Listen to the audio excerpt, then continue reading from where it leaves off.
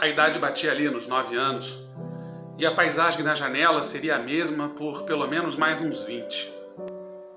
Mas naquele dia em que tinha recém feito 9 anos, um voo cego e uma mão pedindo ajuda do lado errado da janela me provocaram sensações estranhas e alguns pesadelos por muitos anos. Infelizmente, estive muito próximo de alguns desfechos trágicos. Uma prima da minha mãe, que apesar da graça no nome, não via graça na vida e teve a força de um rinoceronte para quebrar o basculhante de um banheiro e pular do 10º andar. Ou um colega de colégio militar que foi pego colando e, ao ser expulso da escola numa solenidade inquisitorial, depois de sofrer toda aquela humilhação pública, resolveu tirar a própria vida e talvez assim culpar os pais por uma opressão nada velada e sempre silenciada por ele. Ou a filha de um casal de amigos que no auge da adolescência decidiu com o namorado dar o salto definitivo. Ele desistiu. Ela foi sozinha, sem nenhum motivo aparente, deixando apenas tão somente um inventário da dor. Ou ainda uma colega de faculdade que teve uma overdose suspeitíssima que gerou discussões por anos sobre se aquele gesto foi deliberado ou não. Sem querer estabelecer nenhum juízo de valores, mas as drogas, algumas em particular, são pródigas em estabelecer conexões fugazes e perigosas com um plano astral qualquer, inexplicável racionalmente, que acabam eventualmente levando a cabo algumas ideias idiotas e algumas pessoas brilhantes. Talvez por isso eu tenha tanto respeito pelo vazio fantasmagórico de uma janela aberta. Quando eu tinha 2 anos, claro que eu não lembro, mas curiosamente tenho na memória a sensação do vento me lambendo o rosto e me incentivando a tentar um voo de Ícaro, interrompido, milagrosamente, pelo sangue frio e pelos braços firmes da minha mãe, que lentamente se aproximou daquele bebê que se tratava de mim mesmo, no parapeito da janela e me tirou de lá.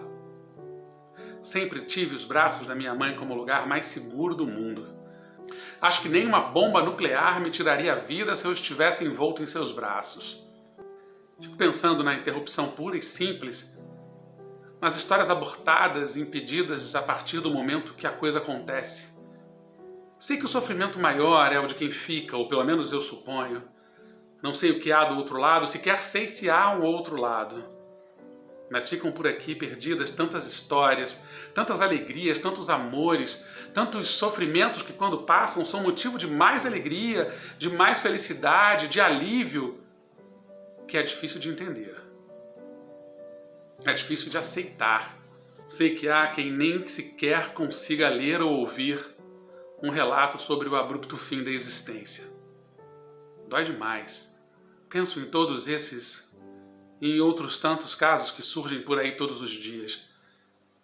A cada vez que se noticia um caso, eu me surpreendo sinceramente. Eu entendo a dor, como a dor da mãe daquele colega do colégio que tirou a vida por uma punição escolar ou por uma vergonha familiar impossível de aguentar e que fez com que ela, assim como ele, também tentasse se livrar de si mesma. Mas o marido não permitiu e a resgatou antes do mal feito. Não sei como viveram depois disso, eu nunca mais os vi. Mas ali, na minha janela, a janela do meu quarto, em que eu lembro estar jantando com meus pais, como sempre fazíamos, por volta das 8 horas da noite, assistindo o jornal com volume baixo, porque as notícias eram sempre as mesmas: inflação, corrupção, desvio de verbas do ministério tal, o habitual blues do vizinho tocando. Eu ouvi um estrondo, um barulhão, vindo da janela do meu quarto. Corri para ver o que era e, ao chegar perto da janela escancarada, o susto foi tão grande que por um segundo parei de respirar.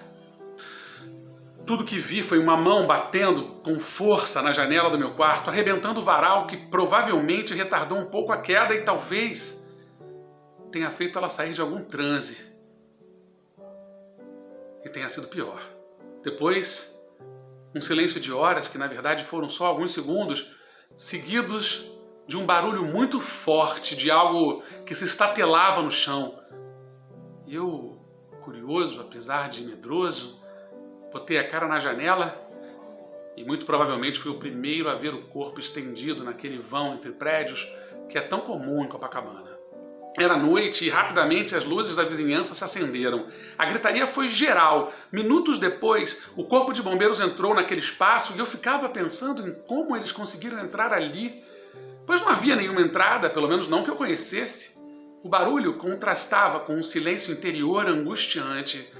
Eu não conseguia chorar, eu não conseguia me mexer, nem sair daquela janela. Internamente, eu acreditava que a moça ia se levantar e sair dali andando. Mas isso nunca aconteceu. De repente comecei a ouvir os uivos dos cachorros e os gritos das pessoas em histeria absoluta. Percebi imediatamente que era algo que afetava o emocional de todos de maneira muito pesarosa, que era algo que gerava muito sofrimento e dor.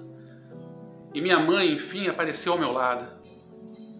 Pareceram horas, mas pelo visto ela estava lá todo, silenciosamente ao meu lado, como naquele dia em que eu, bebê, subi no parapeito da janela e ela suavemente me abraçou e me tirou de lá. Ao senti-la ao meu lado, o choro veio em convulsões e durante aquele ano, quase todo, eu me mudei para o quarto dos meus pais e provavelmente impedi o surgimento de um irmãozinho.